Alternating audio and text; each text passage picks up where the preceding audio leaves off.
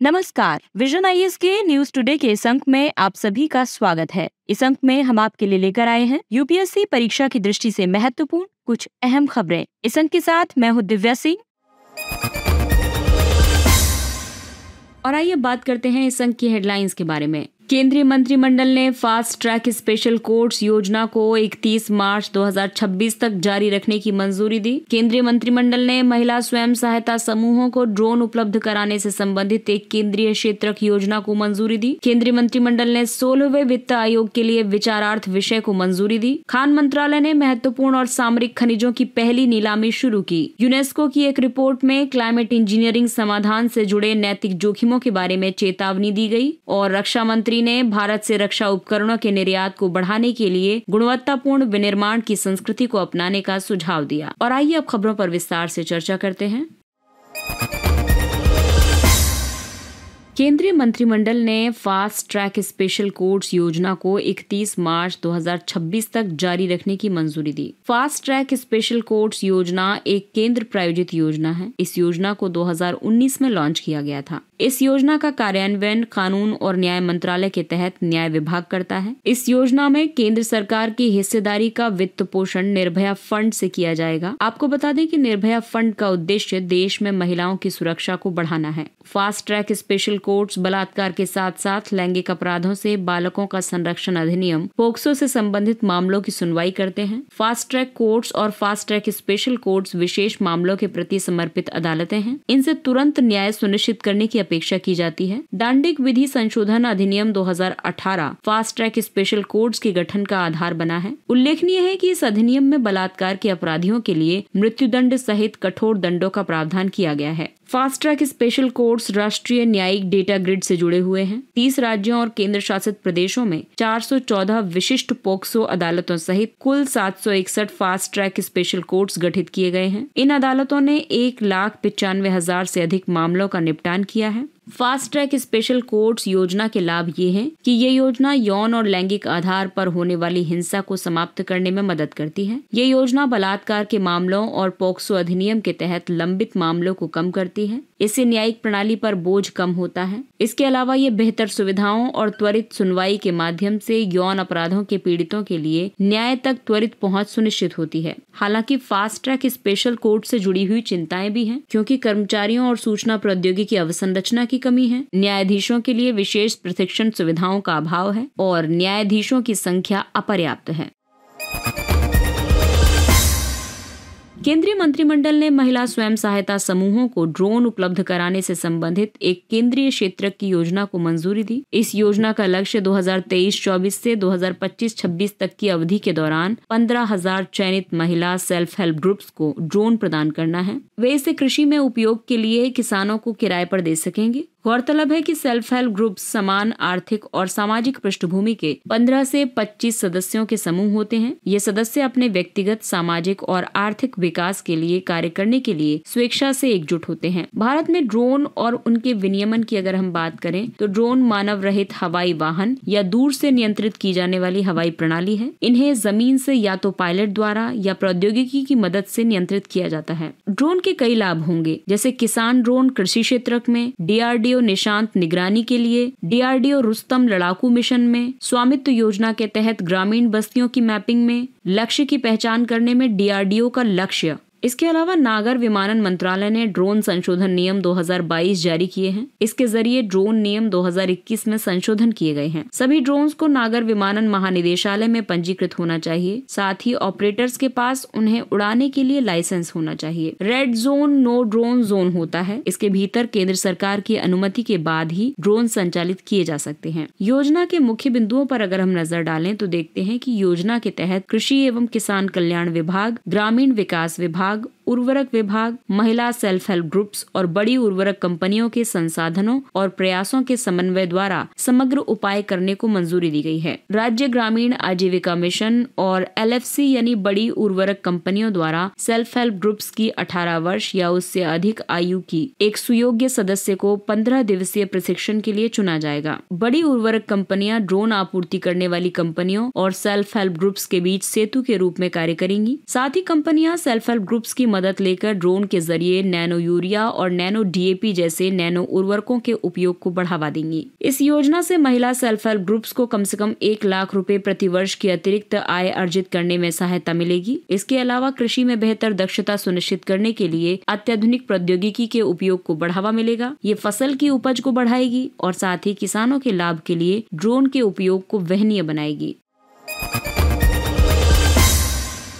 और आइए बात करते हैं अगली खबर की। केंद्रीय मंत्रिमंडल ने 16वें वित्त आयोग के लिए विचारार्थ विषय को मंजूरी दी। वित्त आयोग एक संवैधानिक निकाय है। इसकी स्थापना संविधान के अनुच्छेद 280 के तहत राष्ट्रपति द्वारा हर 5वें वर्ष या उससे पहले की जाती है। आयोग का मुख्य कार्य है केंद्र सरकार की कराधान शक्तियों और राज्यों के व्यय संबंधी उत्तरदायित्वों के बीच व्याप्त ऊर्ध्वाधर असंतुलन को समाप्त करना, केंद्र सरकार की ओर से सभी राज्यों के लिए वित्त अंतरण में समानता लाना ताकि सभी राज्य सार्वजनिक सेवाओं का एक मानक सेट प्रदान कर सकें। वित्त मंत्रालय केंद्र द्वारा अनुमोदन के बाद वित्त आयोग के लिए विचारार्थ विषयों का निर्धारण करता है। वित्त आयोग इन विचारार्थ विषयों के आधार पर करों और अनुदानों के वितरण पर सुझाव देता है और कार्य करता है। 16वें वित्त आयोग के लिए निर्धारित विचारार्थ विषयों में शामिल हैं करों से हुई निवल आय का संघ और राज्यों के बीच वितरण तथा ऐसी आय का राज्यों के बीच आवंटन। इसके अलावा संविधान के अनुच्छेद 275 के तहत राज्य के सहायता अनुदान और राजस्व को नियंत्रित करने के सिद्धांत, पंचायतों और नगरपालिकाओं के संसाधन की पूर्ति के लिए राज्य की संचित निधि को बढ़ाने के लिए आवश्यक उपाय, आयोग आपदा प्रबंधन पहलों के वित्त पोषण की मौजूदा व्यवस्था की समीक्षा कर सकता है। सरकार द्वारा स्वीकृति के बाद 16वें वित्त आयोग की सिफारिशें 1 अप्रैल 2026 से 5 साल की अवधि के लिए लागू रहेंगी। 15वें वित्त आयोग का गठन NK सिंह की अध्यक्षता में 2017 में किया गया था। आयोग ने 2020-21 और 21-22 से 2025-26 की अवधि के लिए सिफारिशें की थी। इसकी मुख्य सिफारिशें हैं ऊर्ध्वाधर अंतरण के लिए केंद्रीय करों में राज्यों की हिस्सेदारी 41% होनी चाहिए। क्षैतिज अंतरण के मानदंडों में आय अंतराल, क्षेत्र, जनसंख्या, जनसांख्यिकीय प्रदर्शन, वन और पारिस्थितिकी तथा कर और राजकोषीय प्रयास शामिल हैं। इसके अलावा 2025-26 तक राजकोषीय घाटे को सकल घरेलू उत्पाद के 4% तक कम करने का सुझाव दिया गया है।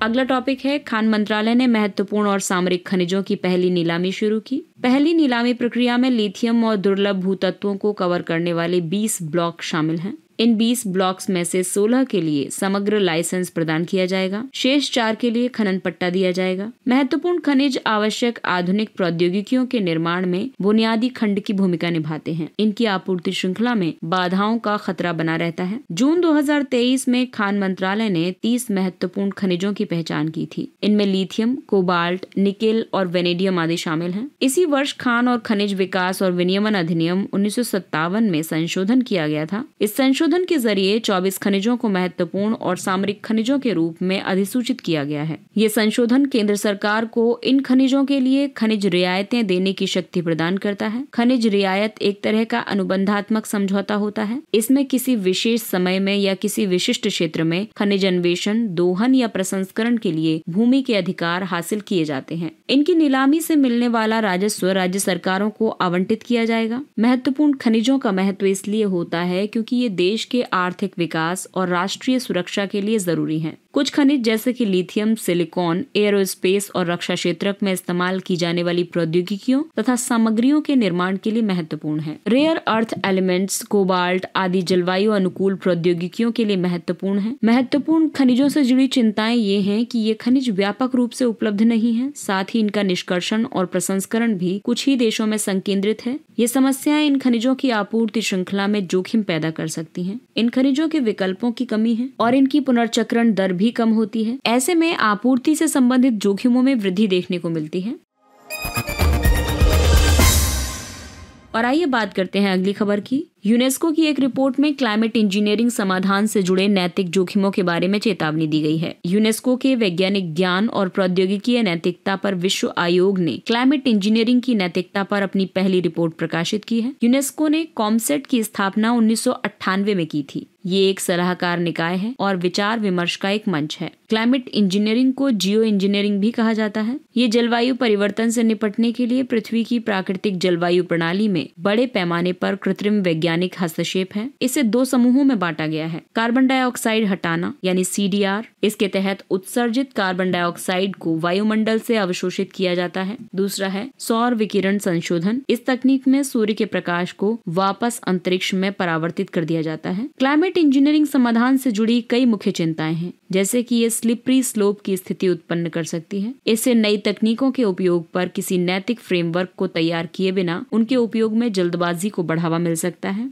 स्लिपरी स्लोप में प्रत्यक्ष सबूत के बिना ऐसे भावी उपायों को अपना लिया जाता है जिनके परिणामों के बारे में कोई प्रत्यक्ष प्रमाण नहीं होते हैं। इसकी तकनीकें नैतिकता संबंधी खतरा उत्पन्न कर सकती हैं। उदाहरण के लिए जलवायु परिवर्तन से निपटने के लिए तकनीक उपलब्ध होने का हवाला देकर हितधारकों को जीवाश्म ईंधन के उपयोग को कम न करने के लिए कहा जा सकता है। कॉर्पोरेट जगत आर्थिक लाभ को ध्यान में रखकर इन तकनीकों को अपनाने के लिए दबाव बना सकता है। जियो इंजीनियरिंग प्रौद्योगिकियों में सैन्य या भू सामरिक उपयोग की क्षमता होती है। क्लाइमेट इंजीनियरिंग के विनियमन पर कई सिफारिशें भी की गई, जैसे कि सरकारों को ऐसे कानून बनाने चाहिए जो जलवायु परिवर्तन से निपटने वाली नई तकनीकों के उपयोग को विनियमित करें। क्लाइमेट इंजीनियरिंग पर वैज्ञानिक अनुसंधान अंतर्राष्ट्रीय कानून के अनुरूप नैतिक मानकों पर आधारित होना चाहिए। क्लाइमेट इंजीनियरिंग संबंधी नीतियां बनाते समय कमजोर समुदायों के हितों का ध्यान रखा जाना चाहिए और उन्हें नीति निर्माण प्रक्रिया में शामिल किया जाना चाहिए। संयुक्त राष्ट्र शैक्षिक और वैज्ञानिक सांस्कृतिक संगठन यूनेस्को, इसका मुख्यालय फ्रांस के पेरिस में है। इसकी स्थापना 1945 में हुई थी। यूनेस्को का उद्देश्य शिक्षा, विज्ञान, संस्कृति, संचार और सूचना के माध्यम से शांति की संस्कृति के निर्माण, गरीबी उन्मूलन और पारस्परिक सांस्कृतिक संवाद में योगदान देना है। यूनेस्को के 194 सदस्य हैं और 12 एसोसिएट सदस्य हैं। यूनेस्को ने सार्वभौमिक कॉपीराइट अभिसमय, मैन एंड बायोस्फीयर प्रोग्राम, विश्व धरोहर अभिसमय और अमूर्त सांस्कृतिक विरासत की सुरक्षा के लिए अभिसमय 2023 जैसी पहलें शुरू की हैं। और आइए बात करते हैं अगली खबर की। रक्षा मंत्री ने भारत से रक्षा उपकरणों के निर्यात को बढ़ाने के लिए गुणवत्तापूर्ण विनिर्माण की संस्कृति को अपनाने का सुझाव दिया। हाल ही में रक्षा मंत्री ने रक्षा अनुसंधान एवं विकास संगठन क्वालिटी कॉन्क्लेव को संबोधित किया। इस दौरान उन्होंने पात्र उद्योगों के प्रतिनिधियों को system for advanced manufacturing assessment and ranking प्रमाण पत्र भी प्रदान किए। समर प्रमाण पत्र रक्षा विनिर्माण उद्योग की कंपनियों की परिपक्वता के आकलन के लिए एक बेंचमार्क है। आपको बता दें कि भारत का रक्षा निर्यात में 2013-14 से 2022-23 की अवधि में 23 गुना वृद्धि दर्ज की गई है। भारत ने विश्व के 85 से ज्यादा देशों को रक्षा उपकरणों का निर्यात किया है। इस उपलब्धि के बावजूद भी हथियारों के वैश्विक निर्यात में भारत की हिस्सेदारी 0.2% से भी कम है। भारत ने 2025 तक $5 बिलियन अमेरिकी डॉलर मूल्य के रक्षा निर्यात का लक्ष्य निर्धारित किया है, लेकिन अभी भारत के रक्षा विनिर्माण में काफी चुनौतियां जुड़ी हुई हैं, जैसे कि भारतीय रक्षा बाजार में क्रेता एकाधिकार यानी मोनोपोली की स्थिति बनी हुई है। भारतीय सशस्त्र बल भारत में रक्षा उपकरणों के लिए एकमात्र खरीदार है। इससे भारतीय रक्षा बाजार में विकृति उत्पन्न होती है। इस कारण निजी क्षेत्र रक्षा क्षेत्र में कम रुचि रखता है। भारतीय सशस्त्र बलों, सार्वजनिक क्षेत्र के रक्षा उपक्रमों और रक्षा विनिर्माण में लगी निजी कंपनियों के बीच तालमेल की कमी है। इसके अलावा ये चुनौती भी है कि DPSUs और रक्षा विनिर्माण में लगी निजी कंपनियों के बीच व्यापक अंतर देखा गया है। वित्त वर्ष 2022-23 में कुल रक्षा उत्पादन में निजी कंपनियों का योगदान केवल 19% रहा है। अब रक्षा विनिर्माण को बढ़ावा देने के लिए आगे ये किया जा सकता है कि विमान वाहक LCA तेजस जैसी उच्च मूल्य वाली हथियार प्रणालियों का निर्यात बढ़ाने की जरूरत है। मित्र देशों को रक्षा क्षेत्र में ऋण सुविधा प्रदान की जानी चाहिए। रक्षा विनिर्माण में निजी कंपनियों की हिस्सेदारी बढ़ाई जानी चाहिए। इसके अलावा भारत को रक्षा बाजार से संबंधित वैश्विक आपूर्ति श्रृंखला में शामिल होने की जरूरत है और इसीलिए रक्षा निर्यात को बढ़ावा देने के लिए सरकार ने कई कदम उठाए हैं, जैसे कि रक्षा निर्यात प्रोत्साहन योजना, रक्षा उत्पादन और निर्यात संवर्धन नीति 2020, रक्षा अधिग्रहण प्रक्रिया 2020 और रक्षा उत्कृष्टता के लिए नवाचार IDEX।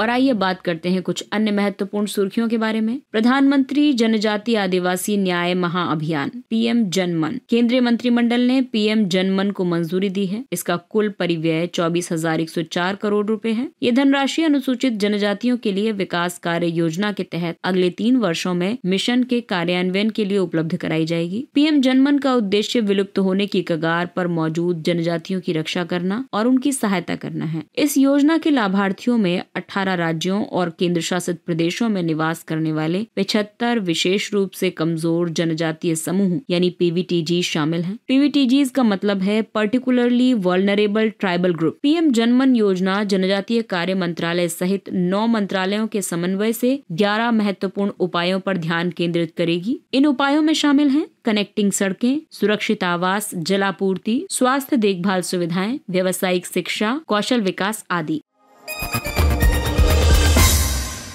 अगला टॉपिक है प्रेस मड। प्रेस मड से 4,60,000 टन संपीड़ित बायोगैस उत्पन्न करने में मदद मिल सकती है। ये उत्पादित कंप्रेस बायोगैस लगभग 2,484 करोड़ रुपए मूल्य की होगी। प्रेस मड गन्ने से प्राप्त उपोत्पाद होता है। प्रेस मड गन्ने के रस से प्राप्त अवशिष्ट ठोस उत्पाद है। इसे चीनी के क्रिस्टल के रूप में रूपांतरित होने से पहले प्राप्त किया जाता है। खोई, शीरा और प्रेस मड चीनी उद्योग से प्राप्त मुख्य अवशिष्ट उत्पाद हैं। प्रेस मड का लाभ ये है कि ये बायोगैस उत्पादन के लिए फीड स्टॉक के रूप में कार्य करती है। इसे कंप्रेस्ड बायोगैस उत्पादित करने के लिए अवायवीय अपघटन और उसके बाद शुद्धिकरण प्रक्रिया से गुजारा जाता है। ये मृदा की संरचना, वायु परिसंचरण और मृदा की जल धारण क्षमता में सुधार करती है। लेकिन मुख्य चिंता ये है कि प्रेस मड के लंबे समय तक भंडारण से धीरे धीरे उसका विघटन होने लगता है और इसकी वजह से इसमें मौजूद कार्बनिक यौगिक विखंडित हो जाते हैं।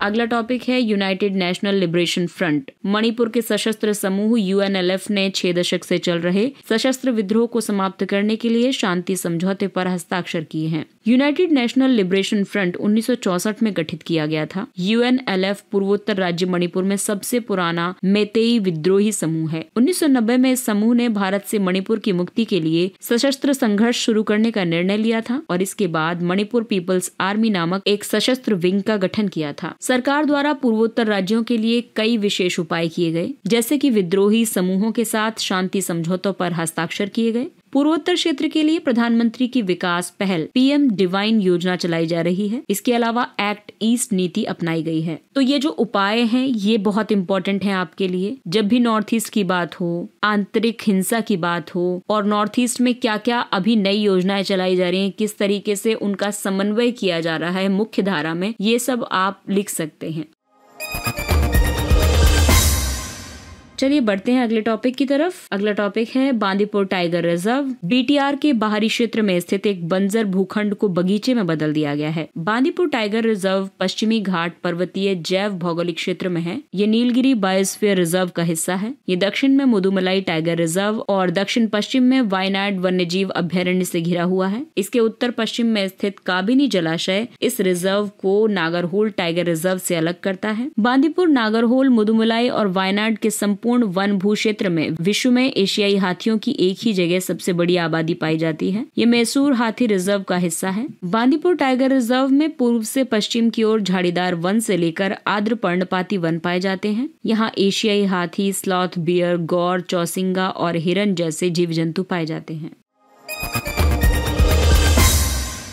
अगला टॉपिक है गजराज सुरक्षा प्रणाली। रेल दुर्घटनाओं में हाथियों की मौत को रोकने के लिए गजराज का उपयोग किया जाएगा। गजराज आर्टिफिशियल इंटेलिजेंस आधारित एक सेंसर सिस्टम है। ये प्रणाली पश्चिम बंगाल, ओडिशा, झारखंड, असम, केरल, छत्तीसगढ़ और तमिलनाडु में 700 किलोमीटर लंबे रेलवे ट्रैक को कवर करेगी। गजराज प्रणाली पटरियों पर हाथियों की आवाजाही से उत्पन्न दाब तरंगों को दर्ज करेगी। ये प्रणाली ऑप्टिकल फाइबर केबल का उपयोग करती है। ये लोको पायलट को उस पॉइंट से कम 200 मीटर पहले रेलगाड़ी की गति को कम करने का संकेत देगी जहां हाथी रेल ट्रैक को क्रॉस कर रहा होगा। इससे जुड़ी हुई कुछ और भी सुर्खियां हैं, जैसे कि मार्च 2025 तक दिल्ली मुंबई और दिल्ली हावड़ा रेलवे मार्ग में पूरी तरह से कवच प्रणाली स्थापित कर दी जाएगी। कवच एक तरह की टक्कर रोधी प्रणाली है। ये रेडियो फ्रिक्वेंसी आइडेंटिफिकेशन तकनीक RFID तकनीक पर आधारित है। इसे अनुसंधान, डिजाइन और मानक संगठन ने विकसित किया है।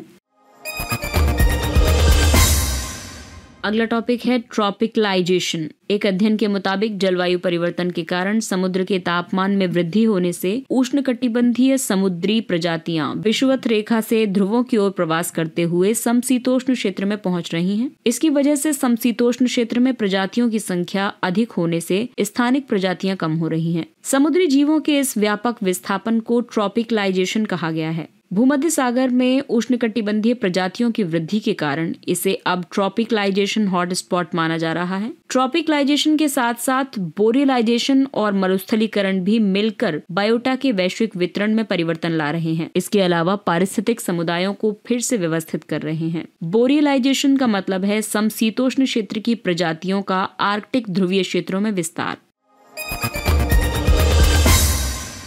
और आइए बात करते हैं अगले टॉपिक की, धूमकेतु P12 या पोन्स ब्रुक्स। खगोलविदों ने हिमालय चंद्र टेलीस्कोप का उपयोग करके लद्दाख के हनले में स्थित भारतीय खगोलीय वेधशाला से रहस्यमयी धूमकेतु P12 पोन्स ब्रुक्स की तस्वीर ली है। धूमकेतु P12 या पोन्स ब्रुक्स की बात करें तो ये एक खगोलीय पिंड है। इसे डेविल कॉमेट का उपनाम दिया गया है। इसकी विशिष्ट संरचना की वजह से इसकी मिलेनियम फाल्कन से तुलना की गई है। इसे पहली बार 1812 में खोजा गया था। ये धूमकेतु लगभग 71 वर्षों में सूर्य की एक परिक्रमा पूरी करता है। हिमालय चंद्र टेलीस्कोप 2 मीटर की लंबाई वाला ऑप्टिकल इंफ्रारेड टेलीस्कोप है। ये 4500 मीटर की ऊंचाई पर स्थित है। भारतीय खगोल भौतिकी संस्थान बेंगलुरु इसका संचालन करता है। अगला टॉपिक है पार्थेनन मूर्ति कला। ब्रिटिश प्रधानमंत्री ने ब्रिटिश संग्रहालय में रखी पार्थेनन मूर्तियों पर विवाद को देखते हुए ग्रीस के प्रधानमंत्री के साथ एक बैठक रद्द कर दी है। ग्रीस इन मूर्तियों को वापस करने की मांग कर रहा है। इन मूर्तियों का निर्माण 447 ईसा पूर्व से 432 ईसा पूर्व के बीच हुआ था। ये संगमरमर से निर्मित अलग अलग प्रकार की सजावटी कलाकृतियां हैं। ये एथेंस के एक्रोपोलिस के पार्थेनन मंदिर से संबंधित हैं। और आइए अब बात करते हैं सुर्खियों में रहे स्थानों के बारे में। लिथुआनिया, यहाँ की राजधानी विल्नियस है। भारत और लिथुआनिया ने सामुद्रिक क्षेत्र में द्विपक्षीय संबंधों को मजबूत करने के संबंध में बैठक की। लिथुआनिया उत्तर पूर्वी यूरोप में स्थित है। लिथुआनिया 3 बाल्टिक देशों में से सबसे दक्षिण में स्थित है और सबसे बड़ा देश भी है। अन्य 2 बाल्टिक देश हैं एस्टोनिया और लाटविया। लिथुआनिया की सीमा उत्तर में लातविया, पूर्व और दक्षिण में बेलारूस और पोलैंड, दक्षिण पश्चिम में रूस के कैलिनिनग्राड नामक क्षेत्र से और पश्चिम में बाल्टिक सागर से घिरा हुआ है। कैलिनिनग्राड रूस की मुख्य भूमि से अलग ओब्लास्ट क्षेत्र है। लिथुआनिया की मुख्य नदी है लेमोनास नदी। सबसे बड़ी झील है द्रुक्शियाई झील। सबसे उच्चतम बिंदु है ओकस्टोअस हिल। आपको बता दें कि भाषा के मामले में लिथुआनियाई विश्व की सबसे पुरानी जीवित भारोपीय भाषा है। इसके साथ ही ये अंक समाप्त होता है। अगले अंक में फिर मुलाकात होगी कुछ अन्य महत्वपूर्ण खबरों के साथ। तब तक अपने लक्ष्य के लिए तत्पर रहिए और अगर आपको हमारा कंटेंट अच्छा लगता है तो इसे लाइक, सब्सक्राइब और शेयर जरूर करें। और अब हमें यानी विजन IAS की पूरी टीम को दीजिए इजाजत। नमस्कार।